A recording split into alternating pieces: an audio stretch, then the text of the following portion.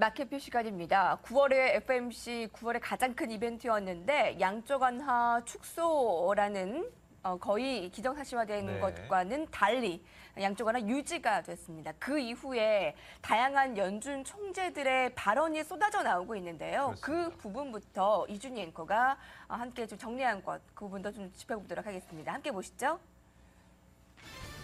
미국 연준이 양적 완화를 계속 유지하고 난 이후에 연준들 위원회 엇갈린 반응이 화제가 되고 있습니다. 이 미국의 경제 성장을 위해서 양적 완화를 계속 유지해야 한다는 의견이 있는가 하면 이 모순된 정책이라는 신랄한 비판까지도 나오고 있습니다.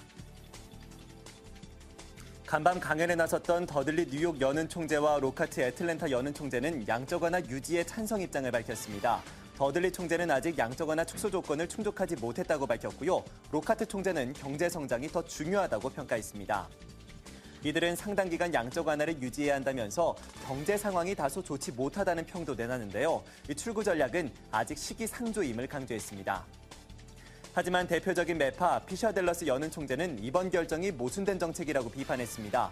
그간 시장에 보냈던 신호와 전혀 다른 결정이라면서 신뢰도가 훼손됐다고 평가했는데요. 불확실성이 더 확대될 수 있다면서 빠른 양적 완화 축소를 주장했습니다.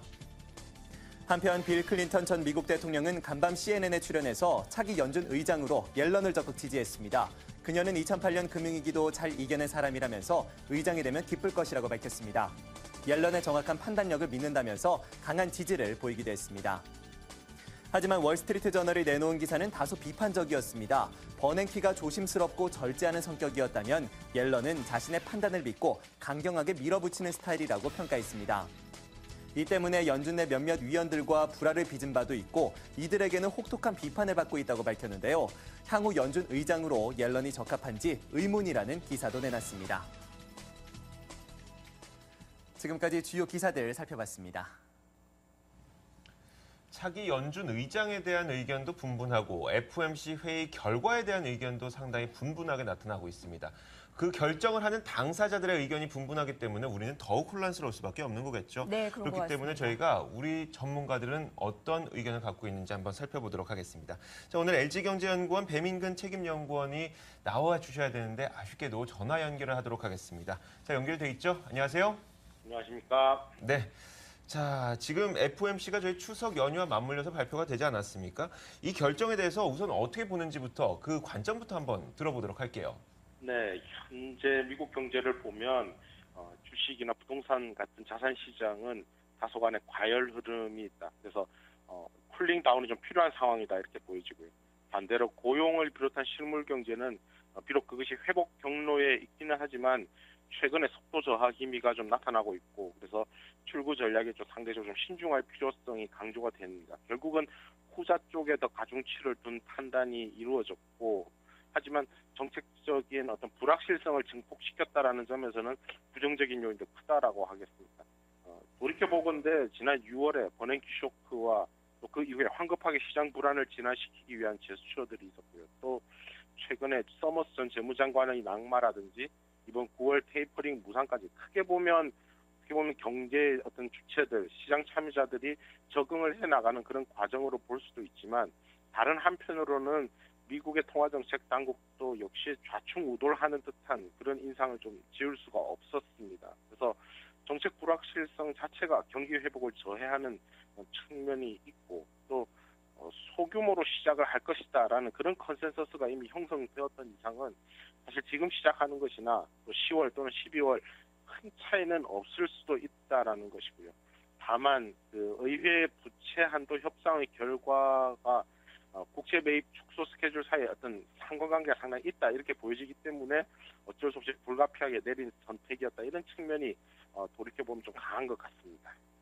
이번 결정에 대해서 연준 총재들은 연준이 시장의 신뢰감을 잃었다라고 비판하는가 하면 또 반면에 양적 완화 유지를 계속해야 한다. 미국 경제가 불확실하기 때문에 잘한 일이다라는 의견이 분분한데요. 어떻게 연내에는 뭐 작은 축소의 부분으로 축소가 되게 될까요? 아니면 맨 버냉키 의장의 임기 내에는 없고 다음으로 좀 넘어가게 될까요? 어떻게 보십니까?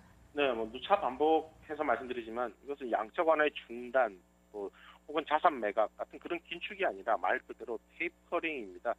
매달 매입하는 자산의 규모를 조금씩 줄여 나가겠다라는 것이고 통화정책 기조는 여전히 완화적인 것에 이제 해당한다라고 하는 것이죠. 어제는 제임스 블러드 세인트루이스 연방은행 총재가 10월에 테이퍼링 시작 가능성도 배제할 수 없다라고는 했지만 기왕에 일단 9월에 상당한 리스크 내지는 비난을 감수를 하고 지연을 시켰기 때문에 다시 10월에 시작하기는 쉽지 않을 것 같다라는 생각입니다. 아까 말씀드렸던 대로 역시 의회의 연방 부채 한도 협상이 마무리되는 것을 확인하려면 10월보다는 12월 시작 가능성이 좀 더 높아 보인다라고 하겠습니다. 네, 자 테이퍼링이라고 계속 얘기가 나오는데 양적 완화가 한꺼번에 줄어드는 것이 아니라 조금씩 양적 완화의 규모를 줄인다는 그런 의미입니다. 자, 저희가 이 양적 완화에 대한 우려는 한숨 돌린 것 같아요. 그나마 좀 어느 정도 결과가 나왔기 때문에 12월 전망도 나오고 있는 것 같고. 하지만 저희가 다음으로 주목해야 될 국내 변수들도 있을 것 같습니다. 어떤 변수를 좀 꼽을 수가 있을까요?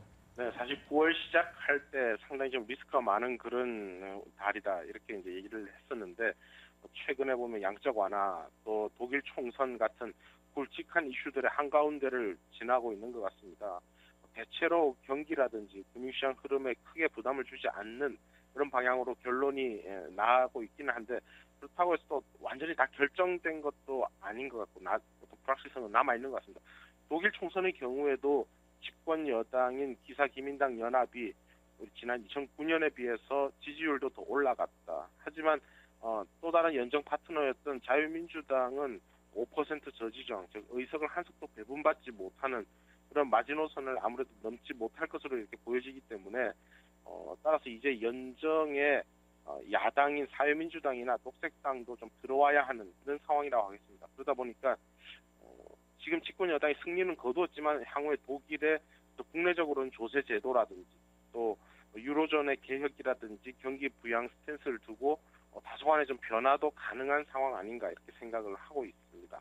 개인적으로 대외 변수 가운데서는 여전히 중동 쪽의 어떤 지정학적 불안이 여전히 그 변화의 가능성이 크고 불확실성도 크다라는 점에서 주목을 하고 싶고요.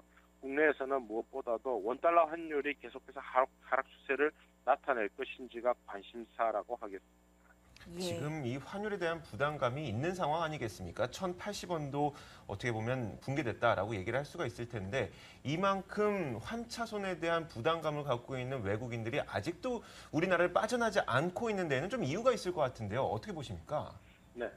최근 신흥국 불안에 대한 금융시장의 스트레스는 다소 완화되는 흐름인데 이런 상황에서 원달러 환율은 하락 압력이 더욱 좀 거세지는 그런 모습이라고 하겠습니다. 아마 외환 당국의 어떤 개입이 최근 며칠 사이에 이루어졌을 것으로 이렇게 추산을 하고 있고요. 그렇지 않았더라면은 원달러 환율 1,070원 선도 깨졌을 수도 있을 것으로 이렇게 보고 있습니다. 계속해서 이러한 그 아래쪽 방향성이 유효하다라고 한다면은 주식시장에서 외국인 수급도 여전히 유효하다. 계속해서 더 추가 매수가 가능한 상황으로 이렇게 보고 있습니다. 가장 큰 이유는 결국 우리 경제가 미국이 주도하는 글로벌 경제 회복 흐름과 같이 간다라는 것이죠.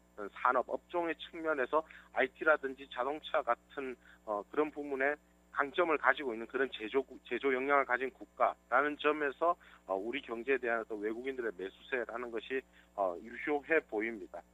다만 우리나라의 경우 국내적으로 보면은 체감 경기 개선이 상당히 더디다. 그래서 국내 투자자들과 해외 투자자들 사이에서의 어떤 그 체감 경기의 어떤 차이, 이 때문에 국내에서 투자 심리가 다소 좀 둔화될 그럴 소지가 있는 것으로 보이고요. 다른 한편으로는 국내 부동산 시장의 향방이 주식에 대한 수요에도 좀 유의미한 영향을 미칠 가능성이 있지 않냐. 그래서 집값이 만약에 더 올라가서 주식에 부동산에 대한 주택에 대한 어떤 매수 수요가 나타난다라고 한다면은 그만큼 그 국내 기관들이 받는 어떤 주식 매매 수탁고 이런 부분에 있어서는 다소 부정적인 소지도 있지 않나 이렇게 생각이 됩니다. 그래서 종합하자면은 국내 어떤 수급이라는 측면에 있어서는 향후에도 좀 강보합 정도의 흐름이 유지될 것으로 이렇게 예상을 하고 있습니다.